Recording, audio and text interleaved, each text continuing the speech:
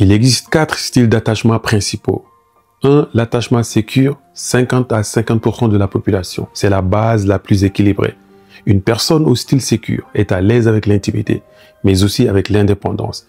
Elle sait dire ce qu'elle ressent, poser des limites, faire confiance, accueillir l'autre sans se perdre. C'est le style qu'on cherche à renforcer au fil de ce programme. Et 2, tu as l'attachement anxieux, environ 20% de la population.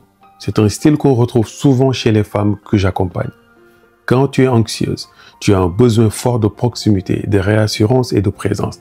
Mais tu as aussi une peur panique d'être abandonné. Donc, dès qu'il y a de la distance, ton système nerveux s'alarme et s'emballe. Tu as tendance à envoyer plusieurs messages, à se suradapter, à vouloir rattraper la connexion. Mais ça ne fait souvent qu'empirer la situation. Et 3, tu as l'attachement évitant, 20 à 25% de la population. Et là, c'est l'inverse. L'évitant, lui, a appris très tôt que les émotions, c'est dangereux ou inutile. Alors, il s'est blindé, il a mis de la distance. Et dans la relation, il a besoin d'espace. Il fuit la pression, il a du mal à exprimer ce qu'il ressent. Et plus tu t'approches, plus il s'éloigne. C'est là que la danse évitant anxieux commence.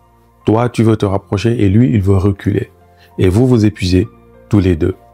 Et enfin, 4, tu as l'attachement désorganisé qui représente 5 à 10% de la population. C'est un mélange des deux, anxieux et évitant. Tu veux te rapprocher, mais tu as peur. Tu veux qu'on te rassure, mais tu repousses l'autre dès qu'il devient trop proche. Il y a souvent un conflit interne très fort et beaucoup de confusion. L'idée ici, ce n'est pas de te coller une étiquette, mais de t'aider à te repérer, à comprendre ce qui se joue dans tes réactions et à identifier ce que ton partenaire peut vivre aussi de son côté. Alors, en exercice, je te propose de noter dans ton carnet ce qui résonne chez toi.